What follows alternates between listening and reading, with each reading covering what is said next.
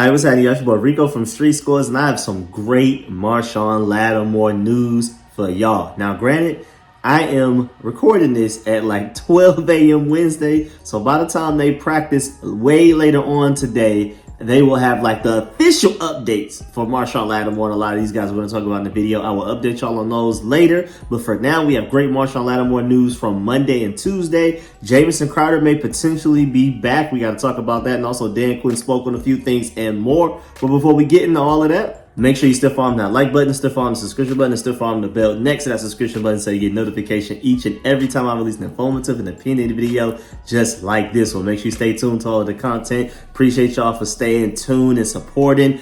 I just could not get a video done yesterday. Between being busy, not having energy, I was out of it. But I'm glad that by tonight I was able to get a video done. Technically, I'm saying like Tuesday night. I really tried to get a video done Monday, but I just was out of it. Tuesday was like a nice recovery, and then I'm good now going into Tuesday night, and I'm gonna come up hit y'all with another video later on Wednesday during the day as well. So make sure you stay tuned for that. And without further ado, let's go and dive into this video, man. Let's get it.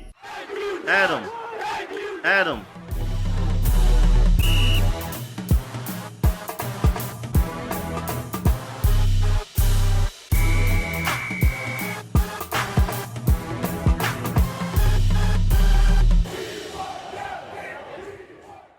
All right, so let's talk about Jameson Crowder first and how he's potentially on the way back. Well, I saw Ian Rappaport tweet and report back on December 9th, the Commanders have opened the 21-day practice window for wide receiver Jameson Crowder. And they're calling him a wide receiver, but we're more so excited about him returning for his special teams contribution, specifically as a punt returner. Olamide Zaccheaus is cool, but I just still haven't forgiven him for that Steelers loss. He like muffed 2 punts in there, and then one of them he lost and led to a touchdown. We ended up only losing that game by 1 point, so it's easy to place a lot of the blame on him. Plus, he's had, some butterfingers. Even when it comes to being a receiver, he's dropped wide open passes from Jaden Daniels occasionally. But most importantly, punt return wise, he has like multiple muff punts this year. We're not even just talking about the Steelers game where he had 2. He's had other games where he's had muff punts as well. So Jameson Crowder coming back healthy could be a huge boost for this team. Punt return wise, maybe even kick return, maybe if you want to throw him out there as well.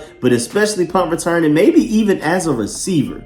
Definitely potentially big punt return help. Shouts out the Commanders realm for this. He said, quote, "This is good news. Crowder isn't what he used to be, but he made some plays last season." I would definitely agree. Having a sure-handed vet in the rotation could help as far as receiver help goes, and we'll see if they put him back out as a returner.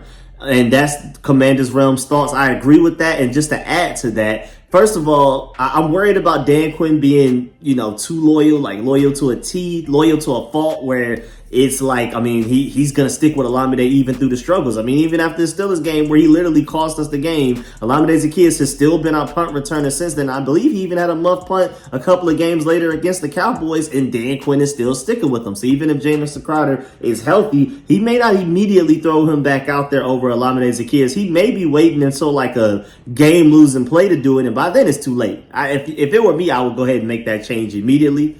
Also, going back to Jameson Crowder, he did make some plays for us last year. And you could argue last year, Jameson Crowder was the best punt returner we've had since a while, right? Since like DeAndre Carter at least. And definitely better than what we've gotten so far from Olamide Zaccheaus this season. Jameson Crowder had the more sure hands, and he was also the more explosive returner. Austin Eckler's been our best returner all year, but that's more so kick returns. Punt return-wise, Jameson Crowder is the best we've had in a few years now, honestly. And really the only bad game he had was last year against the Jets. And honestly, that was like a great thing for us. That was actually helpful because we barely lost that game. If it weren't for the Jameson Crowder fumble off the punt return that he had, and then they ended up scoring off of that and everything, we probably end up winning that game. And then we more than likely do not end up with Jaden Daniels. Actually, we just don't end up with Jay. If it weren't for Jameson Crowder having the worst punt return game of his life against the Jets for us last year, we don't have Jaden Daniels. So even when he does have a bad game, it's for a good cause. This guy's,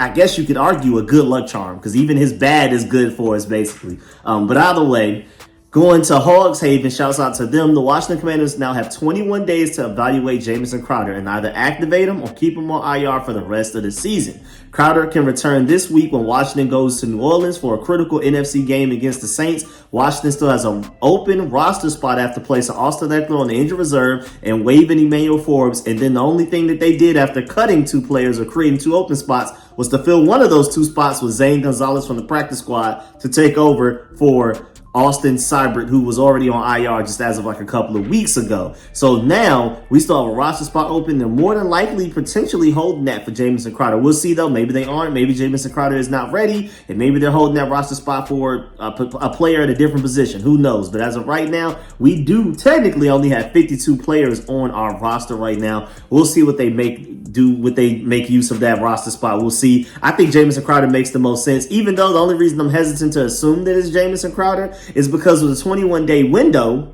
You know, if he were ready to play against the Saints this week, he would have been practicing since 21 days before the Saints game. Like, they would have already thrown him out there. Okay, let's start the 21 days of practice. Why is he suddenly able to practice and play at the same time? They allot you 21 days for a reason. So I don't know. I don't think that he would just go from not being able to practice to playing immediately within the same week. I just don't see that. So I feel like maybe just simply because of that roster spot may go to somebody else. But again, hopefully Jameson Crowder can play as soon as possible for us, man. Punt returns, especially as a receiver, as like a secondary option. And then maybe even as a potential kick returner with Austin Eckler out. We'll see. So, yeah, man, get Jameson Crowder on the field as soon as possible. My vote. Now moving on to Marshon Lattimore. And thank goodness I stopped saying the whole Marshawn Lynch thing. That's officially out of like me. I'm out of the woods on that. I don't think I've messed up like that for weeks now. I think we're purely Marshon Lattimore now. We're good to go. But either way, Dan Quinn gave us an update back on December 9th, which is technically Monday.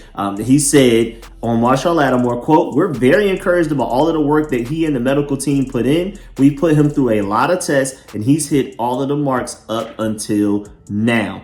Great news to hear that. He also said, quote, "A lot of speed running and hitting other rehab markers last week and joined the team with workouts earlier on Monday. And the hope is a full week of practice and then we go from there, and then he'll definitely make his debut against the Saints." But like I've already talked about in a previous video, even Adam Schefter came out and said that Marshon Lattimore will make his debut against the Saints. So we should pretty much expect it to happen. Adam Schefter's not just going to come out of nowhere and just say that for no reason. Because remember in that video, we even talked about it. Like, he wasn't even asked about Marshon Lattimore. He was on the Pat McAfee show, and he was the one that brought up Marshon Lattimore out of nowhere. And he must trust his sources from within the Burgundy and Gold building, between the coaches, front office members, whoever his sources are. He must trust them. And even Dan Quinn even said it like immediately after the Titans game. Like that evening, that night, post-game conference, immediately after the game, said something to the extent of, yeah, Marshon Lattimore should more than likely be making his debut against the Saints and things like that. So I'm expecting a full week of practice from Marshon Lattimore. Not even like limited. I'm expecting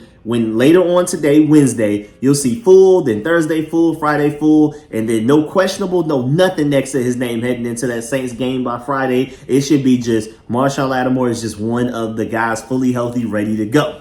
But Quinn also said last week went very well for Marshon Lattimore as well. He said, quote, "A lot of top speed running, hitting all of the markers, very encouraged about the work he and the medical team have put in, and said that he wants to see how he handles different speeds, change of directions, and all of that type of stuff in practice." We'll see. And remember, it was like 3 weeks ago, when John Comm said that when they were at practice, they saw Marshon Lattimore moving at like 75% speed, like 3/4 speed. It's been weeks since then. So I think that it's about time that he's probably 100%. And then he also put up a post, like this was earlier Monday when Dan Quinn spoke to the media and gave you all of the things that I just told you. But then even later on that evening/night, Marshon Lattimore posted for the first time on his Instagram in over 2 years of him walking into the Commanders practice. And so that basically looks like, yeah, I'm ready to go. Like this is like, hey, I'm back type of thing. Because that, you know, he hasn't posted on his IG for over 2 years. And he posted a selfie of him walking into practice fully, you know, full regular clothes, not like NFL uniform or anything like that. But that's still really interesting that like he hasn't posted in 2 years and felt the need to post now, yeah, we have a demon on our hands that's ready to show something and do something against his former team, the New Orleans Saints. And I'm pretty sure they're going to take that spirit and play well for him on his behalf. Like, I feel like even as teammates, with as hard as he's been working to get back onto the field, rehabbing and everything like that, he hasn't played a single game for us yet. But I'm pretty sure these players see the work he's putting in behind the scenes and things like that, things that us fans can't see. And with him going up against his former team that traded him away, basically, I mean, when you're traded away, you feel like your team didn't love you. So even as loyal as you can be to them, as loyal as they've been to you for the past few years, they traded you away. I'm pretty sure even like his teammates outside of Marshon Lattimore, just Commanders players, period, feel like they need to get this win for him on his behalf. And I feel like they're going to take that energy, that motivation into that Saints game, and we're going to win. Just like how we tip outside of the Cowboys game, we whip up on bad teams, especially bad teams with injuries. We whip up on them. I'm not expecting anything less or different against the New Orleans Saints. And again, these guys are motivated. If anybody's motivated, it's Marshon Lattimore, but I even feel like the teammates around him are motivated on his behalf, like I just explained. Now moving on, also Dan Quinn said that it's trending up for right tackle Andrew Wiley. So it sounds like he may be available against the New Orleans Saints. We'll see. Again, he had a full bye week to get healthy, so now he has 2 weeks after the Titans game. He didn't even play in the Titans game, so he's really at like 3 weeks to get healthy. We'll see where that's at, especially when we get the official injury report from practice later on today, as in Wednesday. But the interesting point with Andrew Wiley and why I kept this separate from other things is that I do want to take some time to talk about this, because suddenly, when Cornelius Lucas is starting at right tackle for us, with Brandon Coleman, of course, at left tackle, suddenly our offensive line is back blocking very well. Running game, passing game, everything. And I love Andrew Wiley. I mean, I feel like he's pretty underrated, especially amongst our fan base, because our fan base, a lot of Commanders fans hate Andrew Wiley. Now, I don't necessarily think he's a top right tackle in the NFL by any means. I think I would arguably say that maybe slightly above average, serviceable. You know what I'm saying? He's all right. You know, he's due to make one really bad play, but for the rest of the game, he's typically pretty all right. Now, he had a bad couple of games, but I believe that had to do with some of the injuries that he was dealing with, and then officially he just sustained an injury to where he couldn't even play. So I feel like he was playing through injury, and that's why he was playing worse, like before he got hurt, and like when he officially got hurt, which was probably like an additional injury, I think that's when he really started to play poorly. But either way, again, going back to the whole Jameson Crowder, Olamide Zaccheaus thing, Dan Quinn is so loyal that he's probably going to throw Andrew Wiley right back out there. But I'm not going to lie, man. That Titans defensive line is one of the best defensive lines we faced all season, right? And suddenly when Cornelius Lucas is at right tackle, this offensive line played against them and played like it wasn't a top defensive line in the NFL. They made them look like they weren't a top defensive line. So, I mean, maybe Cornelius Lucas is the answer. I'm honestly in the boat of, if it ain't broke, don't fix it, especially if Andrew Wiley is even somewhat banged up. Like, if he's even hurt a little bit, then at least you can use the excuse of, well, you're still hurt, just sit down another week, we'll see. When really you're just stalling to see if Cornelius Lucas is really the answer. Maybe he really was the right answer to start at right tackle for you this entire time. We'll see. But if it were me, I'm not fixing what's not broken. Cornelius Lucas was out there when our offensive line made a top defensive line in the NFL not look like a top defensive line. I wouldn't just throw Andrew Wiley back out there just because he's healthy. And again, it says he's trending up, but who knows how healthy he actually is.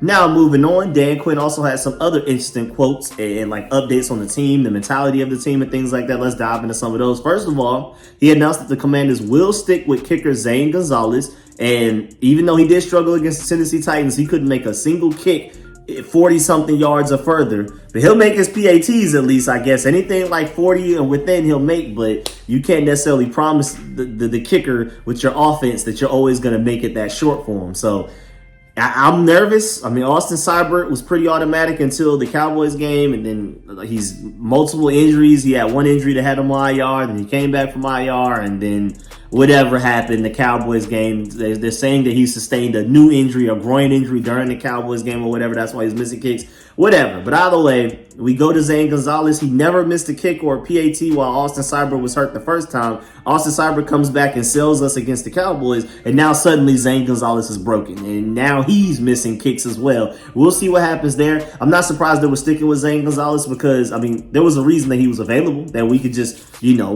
grab him onto the roster, let him go, get him back. You know what I'm saying? Other NFL teams didn't feel the need to steal him from us, and now we're seeing why he misses kicks. But at the same time, what other kicker is out there available that you can potentially bring in to replace Zane Gonzalez? Now, maybe we held some tryouts during this bye week. I doubt it, but please let me know what kicker is available out there, except for the kicker that the Vikings had to release. Maybe you want to take a look at him. I can't remember his name off the top of my head right now. I can actually look him up real quick, but outside of that, like, what do we really do? Like, honestly, his name is Parker Romo, and it's kind of interesting too because his last name is Romo. But either way, this man is 11 for 12 on field goals with 7 of 8 on extra points, and his longest was a 55-yarder.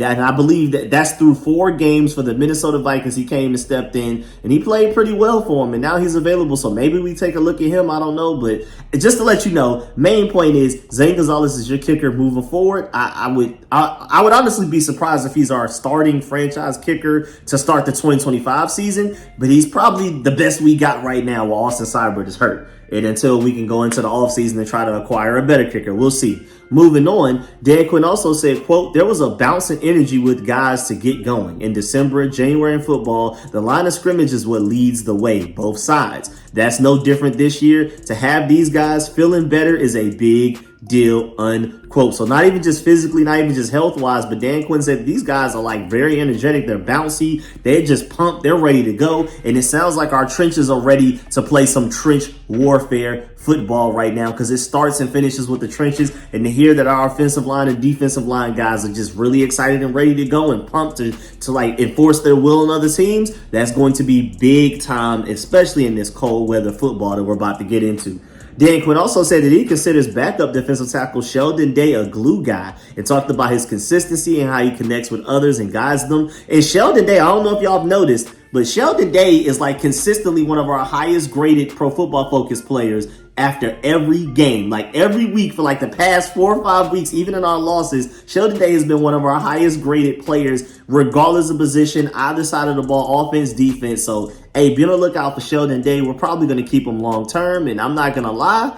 I mean, he's making way less money than Deron Payne, and he's having just about the same production. Pro Football Focus actually feels like he's been better than Deron Payne while also making way less money. Hey, man, Sheldon Day of the future. I'm not saying he's going to be like a Pro Bowl defensive tackle or anything like that, but I'm pretty sure he's going to be a guy that sticks around for a long time in this Dan Quinn and Joe Witt Jr. defense. Moving on. Also, it's nice to point out that the Commanders do control their own destiny in the playoffs, but Dan Quinn says that he wants to stay in the here and now. He wants to see this team be disciplined enough to not look ahead to what could occur weeks into the future. He is keeping it one game at a time, and thank you, because after the way we lost to them sorry little Cowboys that not only were sorry, but were also very hurt. Because I feel like, honestly, when we play our A game, even with Dak Prescott, even with Michael Parsons, Trevon Diggs, Deron Bland, CeeDee Lamb, all of those guys fully healthy, I still feel like we were the better team. Like, even before Dak Prescott went to IR, I felt like we were the better team. So for all of those guys, most of them to be hurt, half of them not play, the other half played but still banged up or just coming back from injury, rusty, and we still found a way to lose that game, we have no right to overlook anybody. So yeah, playoffs is cool to think about, but we can't overlook anybody. We need to take this one game at a time. If that Cowboys game didn't teach you that, I don't know what will. Dan Quinn also said, quote, there is zero chance, unquote, that the team is talking about winning 4 in a row to secure a playoff spot. It is one game at a time. Now, of course, that's the goal, but that's not something you look forward to. You treat these Saints as if like they're a playoff game, because all of the rest of these games are now must wins. Like at this point, especially after you lose to the Cowboys, these are must wins, especially if you're trying to get up to that 6th seed to take that away from the Packers so that you can play the Seahawks in the first round rather than the Eagles. We'll see though. Also, the Commanders can eliminate 2 teams on Sunday. Shouts out to Mark Phillips for pointing this out. The Saints and the Bears are eliminated if Washington wins this week. And then the Panthers are likely to be eliminated this week as well. So those are already just 3 teams out of the way just because all we got to do is go out there and win. Dan Quinn also said the one area of improvement that he seeks next is the turnover margin. So right now, as we're starting to get into this cold weather football, he's starting to look towards that turnover margin, like what's going on. Offense, stop turning the ball over. Defense, create more turnovers. Pretty sure Marshon Lattimore being a part of the defense is going to help a lot with that. Can't wait to see how this goes. And Jaden Daniels is only going to get better and better every week as teams throw more things at him and he adjusts, he adapts. That's only going to make him a better quarterback. Think about it. This rookie season of Jaden Daniels, I feel like, me personally, this is the worst we have ever seen of him. This is the worst we will ever see of him. He's only going to get better. That's just my personal opinion. I think Jaden Daniels only going to get better and better and better. And some people already feel like he's a top 5 quarterback in the NFL. So people need to watch out for that. Now, moving on, Saints-wise, a little bit of optimism to go into that game with. Of course, at first, Taysom Hill was already announced out for season with a knee injury. And that is a huge break for us. I'm not going to lie. Taysom Hill, he may not necessarily be the most consistent guy, but he's that type of guy that just, I don't know. We feel like the type of team that he would just go for an explosive performance on, like have the game of his life against, with him playing like tight end, running back, fullback, quarterback, and things like that. I feel like we were like the perfect setup for that to be the game where he goes crazy. So him not being available for them is big time for us. I'm not going to lie. He's on the injury reserve with his knee injury. He's out for season. That means we do not have to worry about him. That happened all the way back on December 6th. And then even further, Derek Carr, not only in concussion protocol, but also suffered a hand injury that may not necessarily need surgery right now. He will not be placed on IR as of right now for what I'm seeing, but they are already prepare to start Spencer Rattler or Jake Haener to replace him at quarterback against us at the very least. We'll see about rest of the season wise, but right now he suffered a significant fracture in his non-throwing hand. He's expected to miss several weeks, and based on where we are in the season, this is potentially season ending. It's not like a crazy injury, but we only have 4 games left, so he's probably out for the remainder of the season just off of that alone. Also, shouts out to Grant Paulson for pointing this out. The Commanders are now 6.5-point favorites against the Saints on Sunday, and Derek Carr reportedly broke his hand, so we will get to go against one of those 2 backup quarterbacks, whichever ones they decide to throw out there. Also, shouts out to Burgundy and Blog for this one, pointing this out. He said, facing his old team in his old stadium with Rattler or Haener under center looks like a pretty tasty debut for Lattimore as a Commander. Would not be surprised if he gets an interception, even though I'm not going to lie, I feel like maybe if the Saints had like a number 1 receiver that they just felt like they had to force the ball to, I feel like that would be like a more likely situation for Marshon Lattimore to get the ball. But if I'm a Saints quarterback, now granted, backup quarterbacks, young quarterbacks typically don't think like this, but if I'm a quarterback, especially since we don't have a number 1 go-to receiver that I need to force the ball to, anywhere where Marshon Lattimore is pre-snap, I'm looking the exact opposite way post-snap the entire game. But that's just me personally. That's why I feel like it's not very likely for him to get an interception. But then again, young quarterbacks do make bad decisions, and they probably will throw it his way anyway. I mean, you never know, man. Technically, with those guys being backup quarterbacks and some of these backup receivers that are going to be out there with all of their receivers hurt, their starting quarterback hurt, starting tight end hurt. I mean, they're a really banged up team, especially offensively.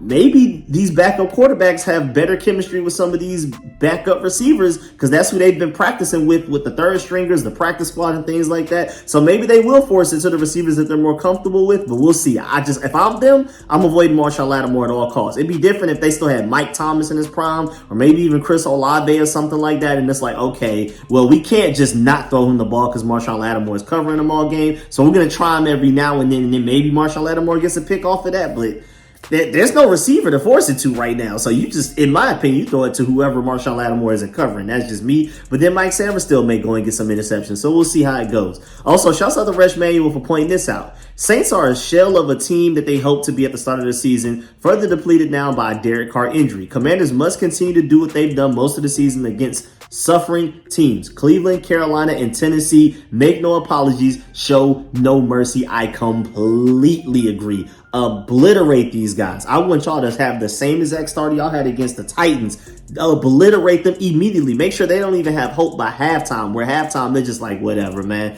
Let's just go ahead and get up out of here, dog. I mean, especially a team like them that, I mean, they were winning at some point. Like, I mean, it was earlier in the season. Derek Carr was like leading in MVP like odds and things like that. And their offense was looking explosive. To go from that hopeful and that excited to what they are now, those guys may just be tired. There's a few guys probably on that team that just can't wait to just the end of the season, get to the off season, so I can go chill with my family and just cool it and stuff like that. They're probably tired of even coming to practice and things like that. So maybe we can catch them lacking just off of that alone. Like there's not much motivation for them to go off of, even though they have been playing pretty well for their interim head coach that stepped up for them. But I think this is where that's the end of the road for that. That's the end of the road for that, though. Even though Alvin Kamara, you know, he's from Atlanta, so I typically root for him. Can't root for him now because he's going up against our Commanders. But we got to watch out for him. We're able to hold him down. I really don't see how they can score points. And then also, shouts out to Grant Paulson for pointing this out. The Commanders remain in schedule at Saints. Carr is hurt, facing backup quarterback versus the Eagles. Only time they'll be the clear underdog. But again, the Eagles have all of that duress going on, all of that drama between A.J. Brown and Jalen Hurts. And it's weird, too, because they seem to have some type of drama no matter what every season. But first of all, this year is after wins. They're on like a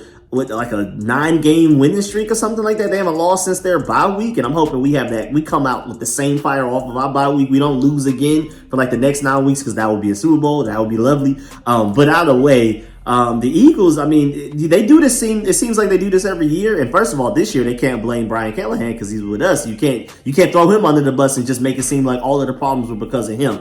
But either way, they're doing it after winning this year. And then also Brandon Graham, like trying to help the situation, made it worse and said something to the extent of like, something happened behind the scenes, maybe even something not even necessarily football related, and it's not the same anymore. Like their relationship, their friendship isn't the same, and maybe that's what's going on. Who knows? I honestly feel like Jalen Hurts hasn't been the same since he played us, and I really feel like he suffered a concussion in that game, and they chose to keep him in there because they were really desperate to win, and then now legitimize the fact that they played him in that game. They've been forced to play him in every other game since, and I think he's still a little woozy in the head, a little cloudy right now. I think they're definitely setting them up for failure long term. I don't think this is going to last very long. I mean, yeah, maybe it helps them this season to keep Jalen Hurts playing, but boy, I hope he's okay. I hope they learn that, like, man, this is not worth it. I mean, he'll have an entire offseason to get better, but this is, I mean, I feel like they're only compounding the damage that he's already suffered against us. We'll see how that goes. But yeah, Jalen Hurts doesn't even seem like himself. I feel like we can take advantage of that and beat them as well.